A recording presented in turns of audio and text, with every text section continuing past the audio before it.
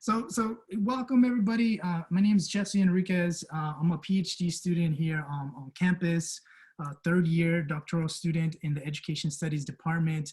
And here with me today, I have a special guest, Cesar Aceituno. He's a transfer student here on campus, fourth year. I'll let him kind of reintroduce himself really quick. But today, we're going to be talking about the demystifying the transfer transition to a research university. So I do research on transfer students. Cesar is going to, is helping me in my lab with Dr. Francis Contreras to doing research on transfer students. So we've been thinking a lot about transfer students, about you all, and we figured that we utilize this platform to give you some insights, but also make it digestible, not just talk about our research, but really talk about some of the things that we're hearing from students, because we talk to students all day, every day in our research projects, but also, hear from a real life fourth year student who is Cesar. And if any of you, Valerie, Brenna, are transfer students or know about the transfer experience firsthand, feel free to, add some insight on here. I don't consider myself my know-it-all, but I am doing a lot of research on this area. So again, if anybody you are interested in a PhD as well, postgraduate, a master's in education, higher education, we could chat about that afterwards as well. I'll share my email as well. If Cesar, you want to quickly, reintroduce yourself as well? Yeah, so as Jesse said, I am a transfer student working on my fourth year. I'm luckily working with Dr. Contreras. She gave me the opportunity to do my own independent research and also piggyback off of different projects that I'm working with Jesse, Dr. Contreras herself, and also we get to piggyback off of our cohort. But I'll talk about how I got into research and how to take advantage of your time while you all are here and find what speaks to you. I find value in the transfer experience and what the perspectives of transfer students bring onto the university life and university campus, because lots of times I feel like a lot of the voices of transfer students go unheard, and it's important that everyone's voice is heard at the university or specifically at UCSD. Thank you, Cesar. So the first, from doing all this research and talking to a lot of students and specifically transfer students and working with a lot of transfer students, working with CASP last year, I taught CASP 101, and I had about 4 sections of nothing but transfer students. I got to learn a thing or two about you all, especially about what are your concerns and what are you thinking and feeling as you're transitioning into research, a large research institution. So here are some of the things that I've kind of gathered as far as myths, and we're going to talk about those and discuss them. So I don't want it to just be back and forth, thing, or me talking the whole time. I want you all to, kind of chime in as well. So the first thing is really the academic misconceptions, right? From when you go from a community college to a 4-year. So the misconception is that the rigor, the load, the pace of the quarter of a new system at UCSD overwhelms transfer students. The truth of the matter is it overwhelms everyone, not just transfer students, but that there are things that you can do to, address some of those feelings, right? The first thing that I want to talk about is really that there are some facts that you are coming into a new pace, that there is an adjustment period, right? That you are shifting from a 16-week semester system to a 10-week, curriculum. And so if you're not diligent, like I was saying earlier, all students, not just transfers, can fall behind. However, here's some strategies for you. And here's some things to keep in mind, right? You do have a general education coursework that you took at the community college system that is adequately prepare you for the foundational knowledge that you need to transfer. Meaning that you took, for a lot of you, I heard some of you are STEM majors, right? You took all those major prep classes. You took all those prereqs with the knowledge to be able to seamlessly go from community college to 4-year, right? Some of you, and raise your hand, right? If you've taken more than 60 units, right? Or write in the chat how many units you've taken. I bet some of you have taken well over 100 units. Transfer students sometimes take all these units that sometimes don't count and they're not aware of, but all that is knowledge that you have that you bring to UC San Diego, right? Some of you, all of you have strong academic profiles. Every single one of you came into UC San Diego, were admitted not only to UCSD, but UCLA, Berkeley. Some of you got into Santa Barbara, Davis, all these amazing institutions and CSUs, right? And private institutions, but you chose to come here, right? So you have a strong academic profile, and just know that we really value you here, right? Anything you want to add, Cesar, here? I think adjusting to the pace is one of those things that happens gradually, and that will happen over time, right? And one of the best things, before we go on to the next myth and before Cesar talks, is that, a lot of it is time management and really getting your feet wet with the quarter system in the beginning. Cesar. Yeah, so I'm just going to speak from my personal experience.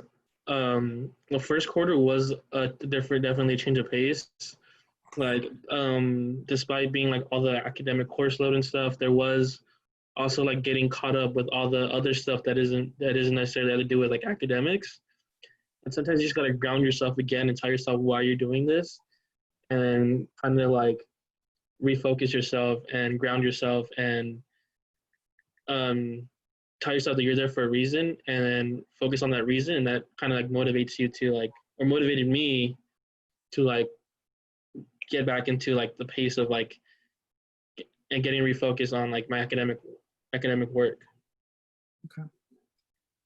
Thank you, Cesar. The second myth is that establishing study groups, right, networks of folks at UC San Diego can be difficult for transfer students, right? Again, this could be difficult for all students, right? It's not unique to transfer students, right? But we have to keep in mind that UC San Diego is a large four-year research institution, right? It can be intimidating environment to create study groups, to create friendships with people with the same major as you. But just know that, this is not a singular issue, first of all. And second of all, there are folks just like you who feel the same way. Remember, all these students who are quote unquote, traditional students that came in from as freshmen also are brand new to the major as well, right? And are eager to establish study groups and find people, who they can study with. So we want to hear some strategies, right, to address some of that. So tap into your CASP network, right? There's a lot of folks in CASP, not just from your class this summer, but previous classes that will hang out at the CASP office, right? That build community there. So visit that. Right now you can't visit in person, but I'm sure that CASP is going to have some virtual settings to do that. Visit study spaces on campus, like the Rasta Centro, like the BRC, the Black Research Center. I see a misspelling there, that's all good. The community, the Cultural Center, and I mentioned CASP. These are spaces on campus that allow you to interact with people, to develop not only friendships, but develop folks that you can, be in connection with in regards to studying, in regards to some of these things, right? Here's another myth for you. Transfer students spend significant time focused on school, right? Leaving limited time to participate in academic activities outside of the classroom, like participating in research lab, honors, study abroad, academic orgs. I hear a lot of students, right, that I worked with last year say, hey, Jesse, I don't have enough time to do these things because I'm so focused on making sure that I do well my first quarter. And that's totally valid, right? But you can be intentional, and you can, participate in these things as you kind of get a feel for the quarter, get a feel for the pace, right? Cesar, is doing some research, and I'm going to ask him to talk a little bit about that right now, of how he was able to really find a research lab, a research group, and engage in research while also being a full-time transfer student, right? Cesar? Yeah, so really the way I was able to do this was that I really just started going to office hours, and I started networking. So I had one professor, Dr. Jones, who got me connected with Dr. Contreras, and I sent Dr. Contreras an email saying that I was interested in like picking her brain and just like knowing more about what she's researching. And then we finally got to meet up two quarters ago, like I think it was in February. And as soon as like we started talking, she just told me what I was like interested in, what I wanted to focus on. I mentioned research and I want to get into a PhD program. And like right off the bat, she was like, "Okay, let's try to get you into programs." And by that time, I didn't really know what programs were available to us as transfer students at UCSD. And she was the one that was kind of like helping me navigate what programs I can get into, and like making me aware of all the opportunities that I actually have. Versus beforehand, I didn't really know where to like seek out or necessarily how to apply to these programs. Right. So yeah. So Caesar, speaking to, reaching out to faculty, right? I know sometimes that could be intimidating, but really, take some risks there. Believe it or not, if faculty do want to see students in their office hours, they do want, to get to know you. I know sometimes you're in big classes, but you'd be surprised how many students don't go to those office hours. I teach a lot. I teach at Cal State San Marcos and I teach at UCSD as well, and or I TA at UCSD. And I hardly get any students, and the ones that I get to know are the ones that reach out to me and come and visit my office hours. I like to call them student hours because they're not really mine, or I don't really have a physical office on campus, right? And honestly, we're gonna be doing this virtual thing, so even easier now to just pop in and say hello, even just say hello and introduce yourself, I think goes a long way. They can connect you to things outside of the classroom that are going to really enhance your experience at UC San Diego. Here's another one for you all. We're going to shift over to the kind of student life misconceptions, right? Transfer students have difficulty making friends with non-transfer students, have concerns about fitting in, and have concerns about connecting with students who are not transfer students who have established friendships, right? And so there's this people that believe that if they're having been here for 2 years, that it's going to be hard to connect with people. Well, the truth of the matter is that a lot of folks don't know each other because this is a large institution already, right? You have so many classes. Sometimes it's hard to get to know everyone, right? And so what I like to tell students is, and transfer students specifically, you have so much to offer to the institution, right? You come in here with so much challenge, so much experiences. Some of you have built companies, or have been working for several years, even decades, right? Some of you are parents, right? And so you just have a lot of experiences that you can share with other people, not just transfer students, but your TAs, your faculty, and your peers. And I just hope that you share all those experiences in the classroom, where sometimes, like as Caesar was mentioning earlier, your voice is not heard, right? And sometimes, that is sometimes what is needed is for your voice to be center, because sometimes it's not, right? Socializing in a new environment can be intimidating, right? It's an uncharted territory. And so, one way to pivot that is like I was saying earlier, get engaged with other opportunities, put yourself out there. You have so much to offer inside and out of the classroom. Take some risks, join some organizations if you have the time, right? These are things that you can do to put yourself in a situation that you can actually, get to know more folks, right? Did you want to say something, Caesar, about this, or? I did, but I lost my train of thought. It's fine. No worries, no worries. So the academic demands of UC San Diego would not allow me to work or engage in internship opportunities. The truth of the matter is that, you are going to be, have a hard time, maybe kind of addressing or shifting over with time management, right? Going from 16 to a 10-week curriculum, and you're in a new environment. So, sometimes, right, it's all right to not do some of these things off the bat. But if you're ready and you have the time for it, do it. Take into consideration things like work study, right, to make it easier on you. Take advantage of work study where you could work on campus, find a job on campus that aligns with your interest. Something Caesar has done, and I'll have him speak to this in a little bit, is he gets paid to do research, right? And what he's passionate about, right? So UC San Diego brings over $1 billion in research, right? There's a lot of opportunities to get paid for doing some of this work, not just research, but internships. Work for CASP, Brenna works for CASP, right? There's, every office has student workers. And so instead of driving over and working in retail or working outside of campus when it can be hard to get in and out, at La Jolla down to downtown or down south, maybe you can find some jobs on campus. And so, I tell students, that you could find that balance. But I do, want to let folks that know that there's tons of opportunities on campus that they could take advantage of. Caesar, you want to talk a little bit about your research experience and how you're being paid to do that this summer? Yeah, so I got informed about trails through one of the provosts at UCSD. It was for ERC, Eleanor Roosevelt. And I personally know him now. And he was the one that informed me about trails. And he was just like, apply, we'll try to get you in. And then little did I know that it was going to be a hefty summer stipend. So it was a total of the grant was a $5,000 grant for the summer, and basically there's like there's like restrictions and stuff, but for the most part I get to do whatever I want to study and learn about. It's called experiential learning, and so it's very personalized to yourself and to your mentor.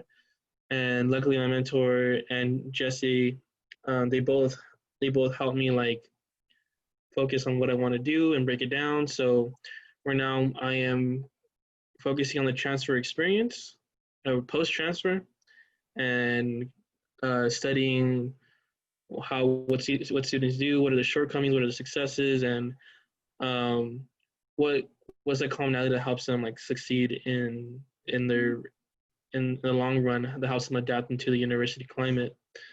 One thing I also will say is that also you can also find jobs on campus that speak to you.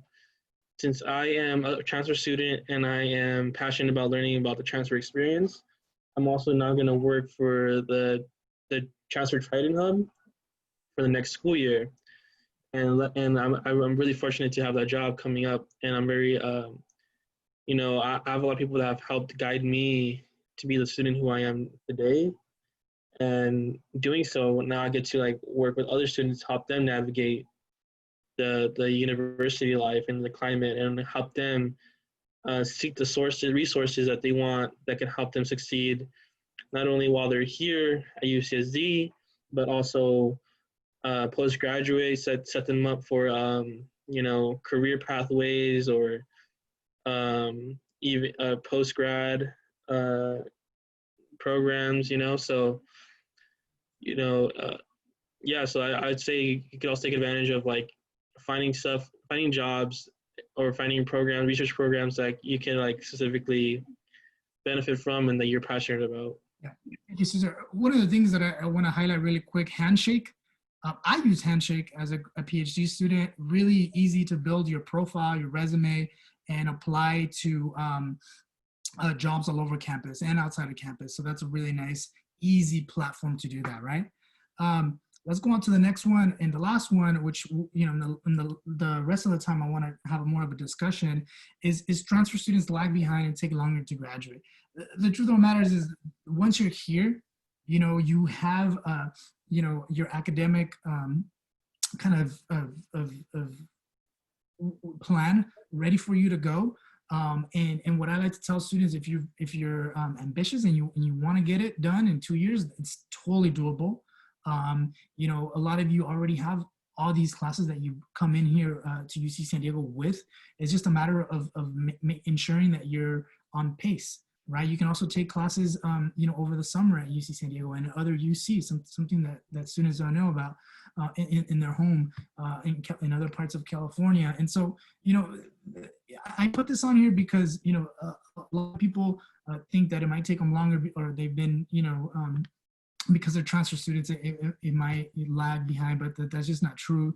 In fact, data will show that, transfer students and traditional students pretty much graduate around the same time, right?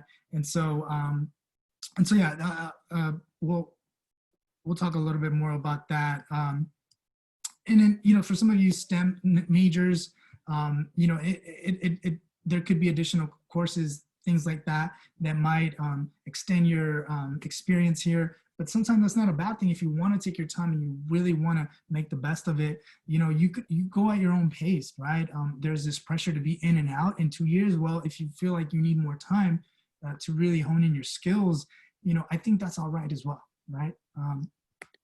And a strategy, right, is visiting your major advisors, your college, any mentors that you have, connecting with other peers, right, constantly, and figuring out what works for you, right? These are some of the things that have worked for some people. I don't know, if Cesar, if you have some strategies. I don't know if you're going to be done in 4 years or in these next 2 years.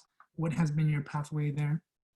Yeah, so what keeps me on track is definitely like my mentors and my college advisors, not my college, major advisors, because they're the ones that they tell me what I need to get done and how to get it done. So I go to my major advisor to tell me what I need to get done, and then I go to my mentors so they can guide me on how to get it done.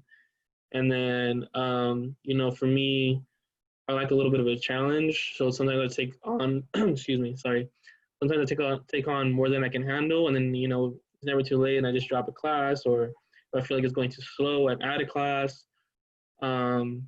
But yeah, I would say definitely like don't, because it is a 10-week quarter system, so definitely don't take more than you can handle, because if you want to do well, you want to have the grades that you want, to definitely pace yourself, and really, because also within the shortened time frame, there is less information that you can like have a like intake.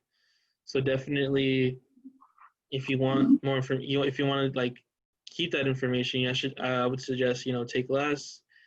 Um, but it's really up to, because it really varies between student to student. I am on track to graduate next year, so I would be within 2 years as I transferred. But you never know. I do have 2 minors, and those take a lot of time.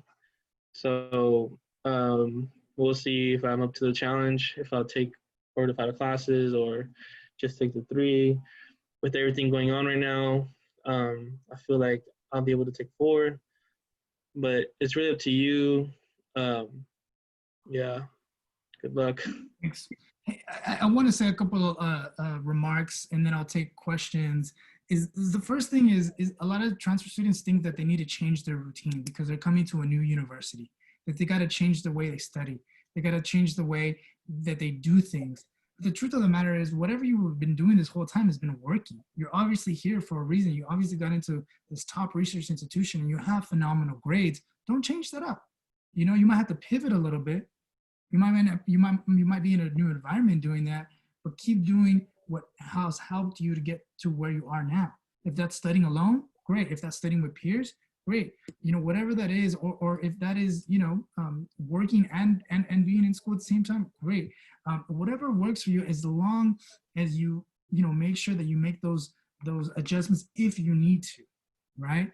I get a lot of students that feel these. When I say students, I mean transfer students that come in and feel like they don't belong, right? That this term out there about imposter syndrome, right? That how am I even here, right? And the truth of the matter is, you have the academic profile, you earned your way in here, you do belong, and you have what it takes to be successful. And there's a lot of supports in place for you to be successful. There is writing support, there is tutoring support for every subject that you could think of. CASP has a lot of those, ability to connect you with a lot of those things if you don't know where to find them, right? CASP has mentors, right, within the program that help navigate you through the institutional supports on this campus, right? So I wanna really give a shout out to CASP, the program itself, for making sure that those things are in place for you to succeed.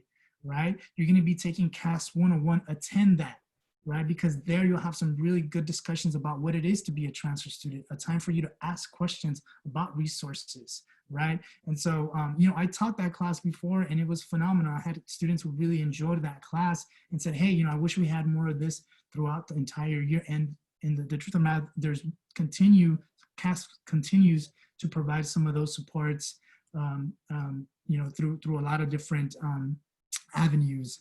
And so I want to stop talking. I want to give folks the opportunity to ask questions for me or for Caesar or for any of the CASP staff. I do want, to address any questions from my presentation. We have a question from Kenneth. Yeah. He asks, is it possible to study abroad as a transfer student? Great question. Yes, there's hundreds of study abroad programs that the university offers. It's just going to be,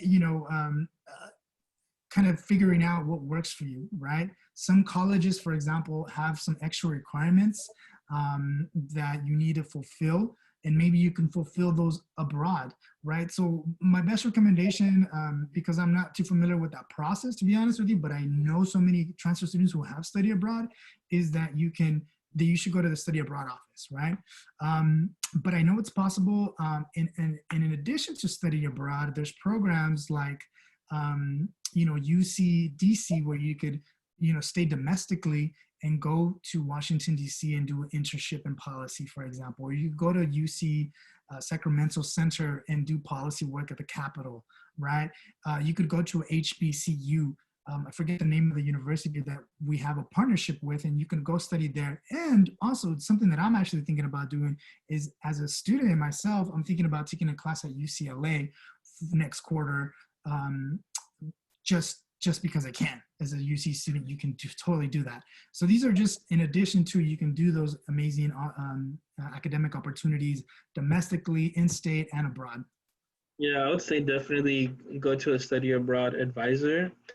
They will give you all the niche details that you really need to understand what the process is like. They are very helpful. I don't know how study abroad is going to look like right now with the circumstance that we have going on, but since you are your incoming transfer, I say you do have the time to definitely take advantage of that.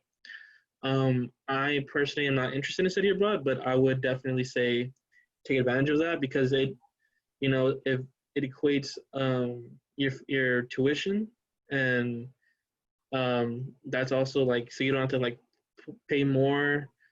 Maybe you get to pay less, but you do equate studying abroad as it was your own tuition, or it costs the same as your tuition. So you can either do it during the 3 quarters that we have, or you can do it over the summer. It's really up to how it works for you and your time frame. Thanks, Caesar. Any other question in particularly about some of the misconceptions? Anybody have comments of how they might be feeling? They feel okay sharing. Any concerns that you all might have about being a transfer student on this campus that we can maybe address? Anything of that nature? Okay, Karen says, I'm concerned about grades. What specifically?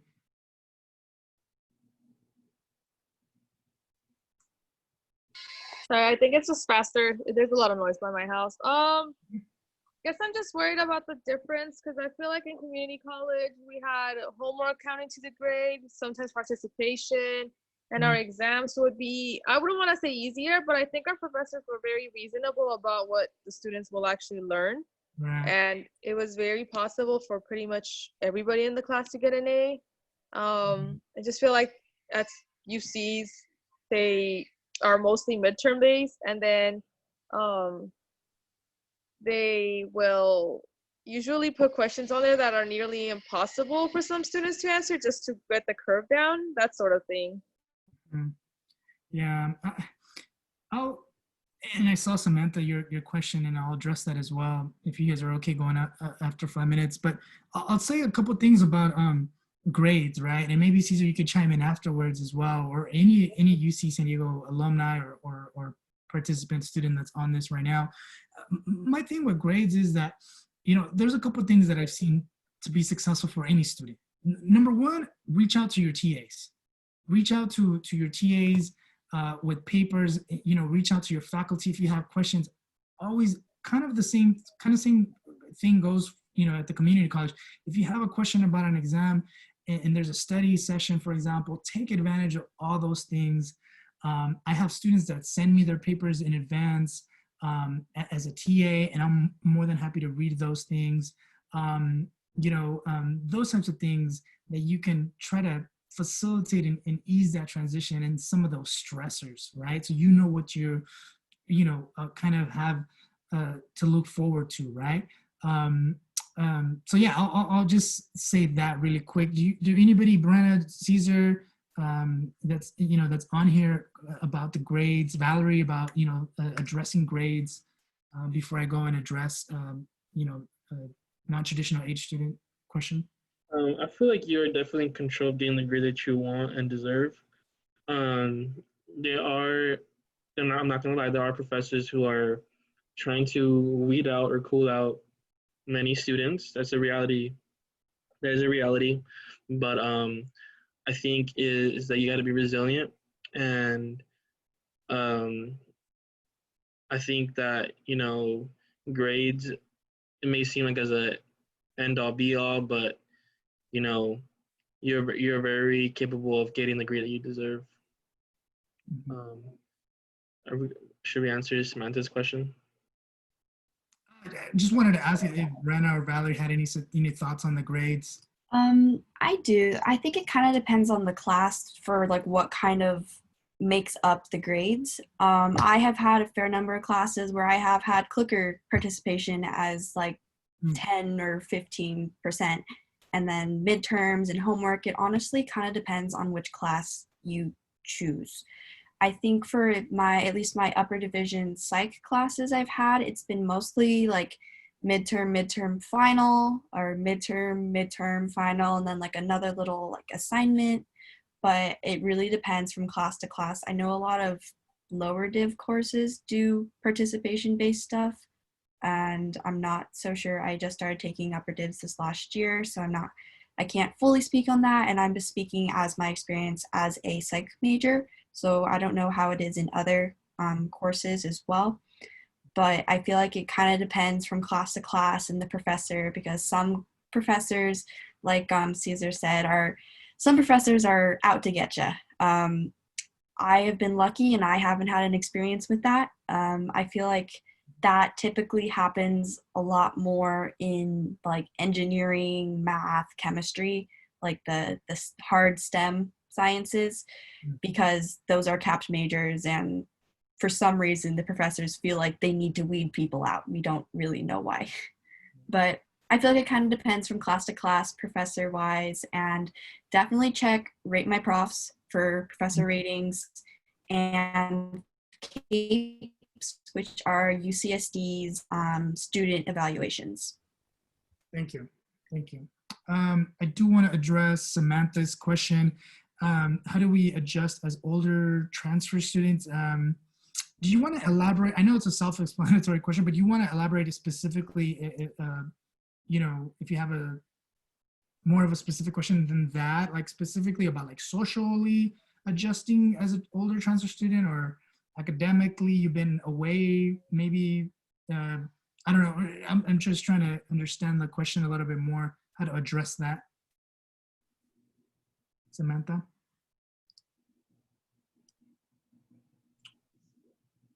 I think I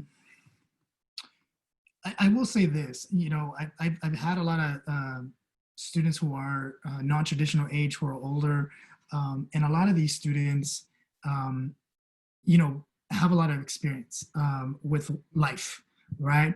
And so a lot of them tend to be extremely responsible, tend to reach out more to faculty, to TAs. And so, I think academically they seem to be very on it, right? For socially, right? That's a tough one, right? I think that a lot of the older students that I've worked with, and I don't like calling them older because it's whatever, not traditional students. I feel like socially they find their niche, or they have families, or they connect with other students in different ways. They connect with faculty in different ways, right? And so here's as an older transfer student that is returning 29 with community groups, clubs. Yeah, that's a thing that I think you can add a lot of experience to any organization or any club because you do have so much to offer, right? I know that's, not an answer maybe to your question, but I think that there's different ways to engage with student populations, and there are populations of students, faculty, TAs, staff that will engage with students, transfer students of all ages. Thank you. Yeah, no worries, no worries. Did that answer your question, Samantha? I know that was a, I It threw. did. Thank you very much. I appreciate that. Mm-hmm. Thank you so much, Jesse. Appreciate it. And I would say I'm a also, parent too. Yeah, go ahead. I would say you'll also be surprised that there is like, as a transfer community, there is a wide range in age. I was roomed with someone who was 27, and then the youngest was 19. But it just depends on who you want to socialize with. I'm a very welcoming person. I really talk to everyone, and I feel like as a transfer community, I think we're all very open to like just getting to meet new people, and just like being open to like connecting and networking. So you can always just take advantage of that. And like as Jesse said, definitely like communicate with faculty and other people who have like similar identities and stuff. Yeah, and I'll just say, if you are a parent, if anybody is a parent, there's housing for parents. There's resources for parents, right? Just wanted to throw that out there as well. Okay. I'll take one last question before we end the recording.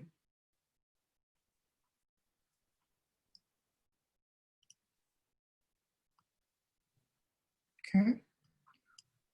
We're over time already anyway, so thank you all for joining this CAS chat. You put my email on there as well. Caesar, if you feel comfortable putting your email, please reach out. If you're interested in research, PhD, all that stuff, please reach out. I will be around. I work closely with the CASP and with the leadership there, and so you'll see me around, as well. So thank you, and I'm gonna. Can we stop the recording as well? And wish you all the best of luck. Know that you're not alone. That you have an entire CASP family that is here to support you and see you succeed through it all. And I look forward to meeting some of you virtually next quarter, and hopefully in person this upcoming year.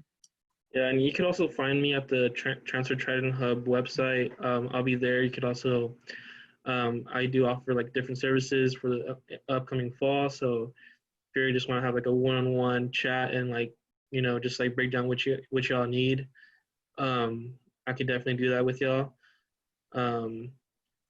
So yeah, so just definitely look up at the website. You could also follow us on Instagram, Transfer Trident Hub or Trident Transfers. As it's on Instagram, and yeah, definitely do that for y'all. Cool. All right.